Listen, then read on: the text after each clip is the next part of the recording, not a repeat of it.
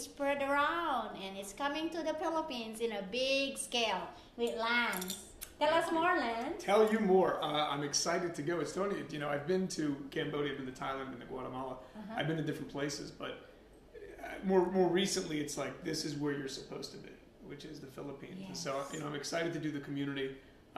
There's actually a large Filipino population in Las Vegas that most people don't realize that. In fact, the Filipinos comprise the largest in the Asian community. Really? Yes, the Filipinos is the most. And that's why I am devoting my time to the Filipino community, starting with the Toastmasters and, of course, this project. That's good. That's great. I mean, it's good to raise awareness for the cultural diversity and things like this. And a lot of things, I've seen when people normally come over here, a lot of times the culture gets put on the shelf and people forget about it. You can see it in younger generations. Yes. Right? As kids are raised here, they start to forget about the culture. So it's good to kind of keep that vivid, to show that all these different things we can exchange ideas and work with stuff. Yeah, because if your diversity makes your culture richer. Yeah. Yeah, in fact, I am a little bit disappointed because when my daughter was a baby, when she was growing up, I did not teach her my language. Because at the time, my husband said, "Oh, don't do that because she will be confused," he said. But I listened to him, and so now she understands, but cannot speak the language. She can't speak Tagalog? No Tagalog, nor Ilocano, because I am Ilocano from... Okay. Yes. And she understands, and that's why she's not very keen to go back to the Philippines to see my family, because she said, "I don't know anyone there." And neither do I. I know, that's why I keep telling her that. Maybe one day I will be able to convince her, because she and I went over there twice, when she was 3 and when she was 7 years old, I believe. Okay. Yes. And yes, Lance, it is, I'm sure that the Philippine community will welcome you with both arms. Well, I'm excited. And I make sure that my family will be the same too. So you don't know yet which part of the Philippines, though, are you? I know Manila for sure. Maybe Angeles City, Palawan. These are places that I've kept on coming up. Manila I know is first because I know there's some land, which is where the beginning of the project. I mean, these projects are it was put on our heart is to expand in many different places. So we want to go to different places where we can help. But I mean, they're cost effective. They're self-sustaining, and so to be able to have a community where there's everything there, not like Vegas, but I mean everything's there. There's education, there's ministry, and a lot of times, what we did here was we're talking about housing the homeless population. So this is a population to where people are like, well, there's homeless, but what can we do? And I'm like, well, there's a lot we can do, because you can first provide shelter, and then not just give someone a house. It's one thing to give someone a shelter and a dwelling place. It's another thing to help them acquiesce back into society, or so they can actually take away the hopelessness. I don't necessarily want to say into society, because society a lot of times have turned their back on people and they're not accepted anyway. So it's more or less taking the hopelessness and showing you matter. Right. Just because the world you feel like it's turned its back on you, when you're starting to see, faith, and you're starting to see education, and that people care, and that you can contribute, and you're necessary. Yes. And I think that's what happens a lot of times, especially with children too. There's this hopelessness that sweeps because they feel like there's no purpose to their life, and that couldn't be any further from the truth. And it's reigniting that hope in them. Oh, I love that's the big thing, and that's through love. That's love. That's why we need. So, this is my thing. And the other show, I talked about love being learned, but you know what? Love is here in our hearts. But as children, if we do not see how it is shown, how it is expressed, we tend not to know about it. Of course. That's why babies needs to be hugged, and adult babies of any age needs hugs. Love covers a multitude of sins, and what people forget is because of what the world has taught us about love and what love actually is. That's we think we have an idea of what love is, but we truly see love when we see like the sacrifice of Christ. Right. Because you go, wait a minute, you could love me and I was a mess. And when we apply that to other people, there's no judgment. Yes. Because you stop judging a person and you say, well, wait a minute. When I was messing up, I was loved. And so you're no longer expecting. I think a lot of times people will put conditions on their relationship with a person, meaning I'll like you if you do this, but right. if you do that, I can't like you anymore. And that's not love. Love that's is not saying, love. Yes. no matter the conditions, I don't expect anything back from you. Right. And that's helping, because when you're helping someone that could never repay you, that's pure. Yes, that's pure. We were talking about that, and the last time we spoke to each other. Yes. That love should be unconditional. Yes. You know, and I can tell right now that I can love someone unconditionally, because that's how it's supposed to be love. Yeah.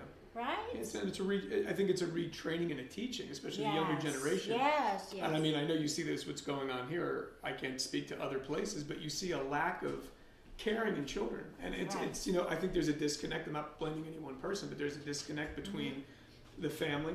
Yes. Because there's a separation. So a lot of times the family unit's been forced into work, so they don't spend as much time with the child. And see, people, the government is quick to put the finger on the gun control or whatever.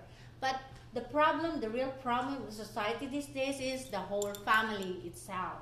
Because if those parents are not conditioned to go to work to support the family, and one of the parents is going to stay home to take care of the children, then this world would be much better place. Yeah, I'll give you an analogy. If you have a pool and you have 4 people at each end and they each pour in a drop of oil, which one caused the biggest problem?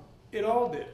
It all did. People are too quick to point at one issue saying this is the cause. I go, they're all causes. And it really is a lack of faith, because that starts to affect morals.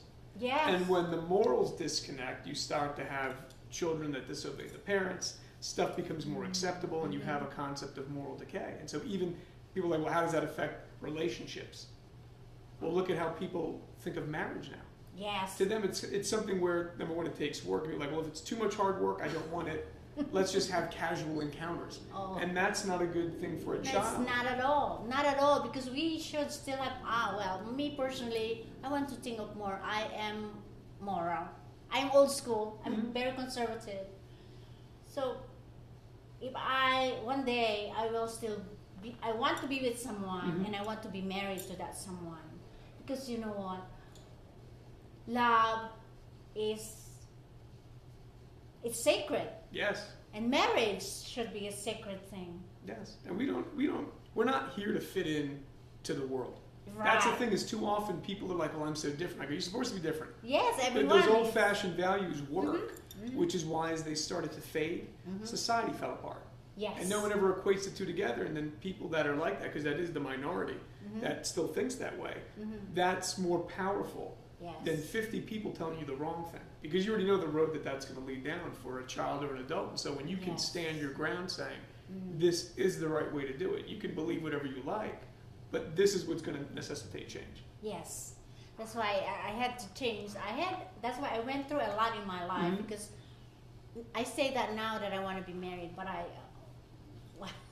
shall I go through my story? You could, sure. Well, I don't know if we have time. Love is everywhere. Do we have time? Love is everywhere. And that last relationship that I had, I lived with this guy for almost 10 years before we decided to get married.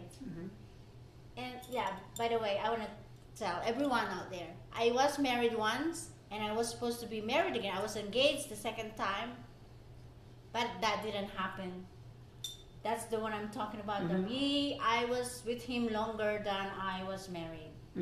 Because I went in with no expectations. So that lasted. But in the end, my daughter was growing up, and I am not being a good example, a role model to her. And so when my brother came, he told me, you need to take care of yourself. That is all he said. And from that, it snowballed, and I decided to leave, and and sometimes, throughout our life, because I've made a ton of mistakes, sinned a lot, and people, I think, too often think that when you're following the Lord, you become perfect. You're not perfect. You're just striving to get that and start correcting the mistakes. At one point, we were all making mistakes and didn't care, but you start to become very clear-headed and say, wait a minute, I am a role model. I do have to be an example to other people. Yes. Because if I'm saying one thing and doing something else, that's why. It's not good. Yeah. That means a lot of people I don't want to be judgmental, but let me talk about myself. So I wanted to be a role model to my daughter, so I got out of that relationship, and I thought he was my soulmate, and I wanted to work it out, and we tried to work it out. It didn't work because the sparks weren't there anymore. And my daughter was so ecstatic when I decided to leave because I thought she was happy for me, and she was. And she sacrificed my little daughter. She sacrificed her happiness just for her mom. And so I asked her, why didn't you say anything, honey? I said, and she said, Mom, I thought you were happy. Well, I guess I was a good actress at that time, pretending to be happy when I wasn't really. I think what people understand, because this is just understanding that I have, is that when we realize we don't have to start chasing people, is that whoever the Lord, when you have this understanding, I'm not saying someone who's in the world doesn't get this. Yes. When you realize that the Lord has someone for you, that pressure comes off. Because a person will compliment you, and I think too often people want someone to complete them. Right. You know, you're complete in God. Yes. A person will compliment you, and that's what I think too often people are doing. They're chasing after a person that they think is going to complete them, but I go, they're not going to complete them, and that's an unfair burden to put on them. You have to be complete to then be with someone else. Yes, so I learned that I'm complete on my own, that somebody is just going to compliment me. So that's the state where I'm at right now. I'm very happy and content, spreading the love, because I have lots of love to share.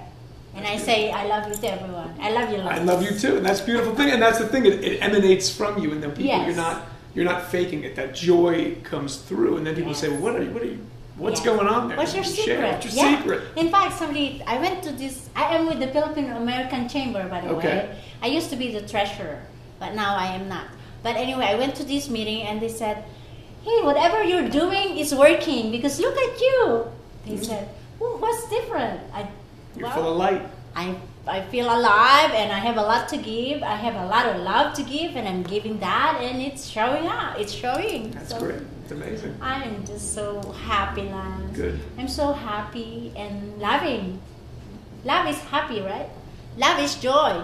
So till the next segment, everyone, we still have a lot to talk about. Thank you. Make it a love-filled day. We'll be back. Mi amores. Ciao.